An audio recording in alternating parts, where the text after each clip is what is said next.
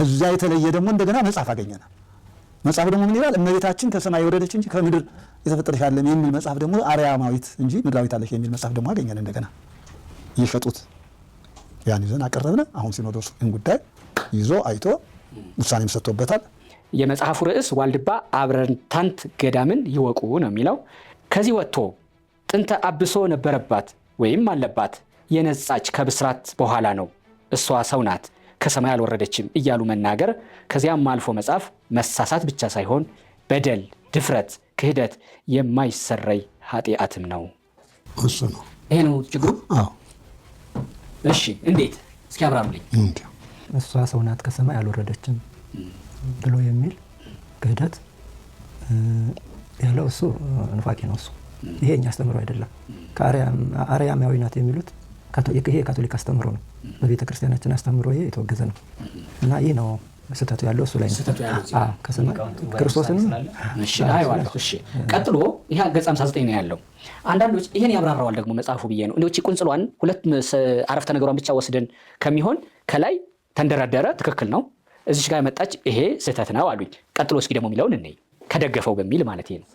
እሺ አንዳንዶች ምክንያት የሚያደርጉት ቃል አንጽሖ ስጋሃ ቀዲሶ ኪያሃ የሚለውንና የመሳሰለውን ቃል ነው።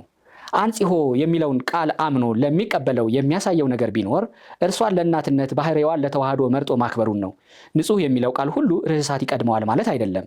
ቃል እግዚአብሔር ቃል ንጹህ ይላል የሚያሳየው ንጹህ ባህሪን ነው። መላእክት ንጹሃን ይባላሉ በደል ኑሮባቸው የተሰረየላቸው ማለት አይደለም። በተፈጥሮ ንጹሃን ናቸው ማለት ነው። ንጹህ ቁርባን ይላል ነውር የሌለበት ማለት ነው። እመቤታችን ንጽሕት ስትባል ነውር ነቀፋ የሌለባት መርገመ ስጋ መርገመ ነፍስ ያላገኛት ንጽሕተ ንጹሃን ማለት ነው። ይሄም ትክክል ነው አይደለም? ስለዚህ ያቺ መስመር ብቻ ናት። አዎ እሱ ነው። እሱም እኮ በሊቃውንቱ ጉባኤ ተመርምሮ ምላሽ ተሰጥቶበታል፣ ተወግዟል። እሺ ስለዚህ ተወግዟል፣ ችግሩ ተፈቷል ማለት ነው አባ? አይደለም። እሺ እንግዲህ መጽሐፉ የክህደት የኑፋቄ መጽሐፍ እንደሆነ አምነውበት አባቶች ከዚህም ደግሞ ሌላም አግኝተውበት እነሱ መርምረው መጽሐፉን አውግዘውታል። ባለቤቱን ለማጣራት ግን እዚያ ላይ የተጻፈውን አካል ሄደን መጠየቅ አለብን። ግለሰብ ነው የጻፈው፣ ገዳሙ ነው የጻፈው፣ ተቋም ነው የጻፈው የሚለውን ማጣራት ስላለብን እሱን ካጣራን በኋላ ውሳኔ እንወስናለን። እስከዚያ ድረስ ግን ባላችሁበት ቆዩ የሚል ነው የተሰጠን መልስ እና ትክክለኛ መፍትሄ ገና እንጠብቃለን እንጂ መፍትሄ አልተሰጠውም። እንግዲህ አባቶቻችን ምን እንደሚሉ ያው እኛም በትዕግስት እንጠብቃለን። በእነሱ በኩልስ ይሄን ውሳኔ ከሰሙ በኋላ ምን እያደረጉ ነው? ቤተ ጣማዎች በእነሱ ምንም አይነት መረጃ የለንም። መጣችሁ እንዳስወገዛችሁ የቅዱስ ሲኖዶስ ውሳኔው እንደወጣ ያውቃሉ? ሰምተዋል? ሄዶላቸዋል።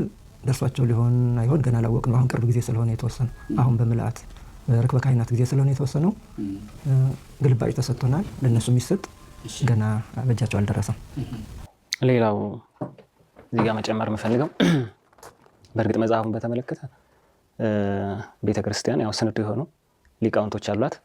ለብፁዓን አባቶቻችን ቦታው ላይ ያለውን ችግር ገልጸን ከዚህ በተጨማሪ ቤተ ጣማ ክርስቶስ ሃይማኖታችን ነው ሰውየውም አባታችን ነው ከማለታቸው በተጨማሪ ሌላ የኑፋቄም አስተምሮን የያዘ በነገራችን ላይ 2004 ዓ.ም ነው የታተመው። ይሄኛው በቤተ ጣማ ክርስቶስ ደቂቁ ለሳሙኤል ምናምን ነው የሚለው ወላዲ አይላፍ ምናምን ይላልና ሙሉ የመጽሐፉን ባለቤት የሚገልጽ መጽሐፉ ሽፋን ላይ ያለ በ2004 ዓ.ም ነው የተጻፈው።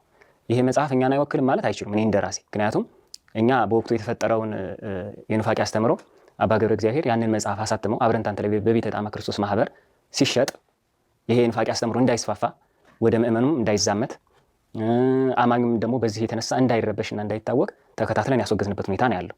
ስለዚህ ቤተ ጣማ ክርስቶስ ማህበር በስማቸው ታተመው እንግዲህ 2004 ማለት ወደ 14 ዓመት አካባቢ ለ14 ዓመት ያክል በገበያ ላይ ሲሸጥ የነበረ መጽሐፍ ነው። ስለዚህ የቤተ ጣማ ክርስቶስ ማህበርን የማይወክል ከሆነ ምክንያቱም ነገ ምን እንደሚሉ ስለምናውቅ ነው የመጽሐፉ እኛን አይወክልም የሚሉት በቃላቸው እንደዛ እያሉ ስለቆዩ ለዘመናት ችግሩ ያልተፈታበት ዋናው ምክንያትም ይሄ ነው።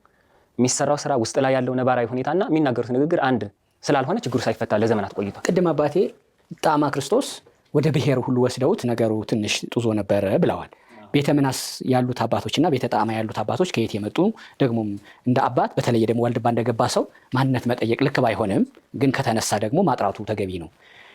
ቤተ ሚናስና ቤተ ጣማ የምር እንደው እኛ ገዳማውያን ስለሆን ጸቡን በእምነት ስም እናድርገው ምክንያቱም መጣያ ምክንያቱ ሃይማኖት ቢሆን ያምርብናል በሚል ታስቦ ነው እንጂ ሐሳቡ ጸቡ ከውስጥ የፖለቲካ ነው የሚል ደግሞ ዱምዱም ታሰማለሁ።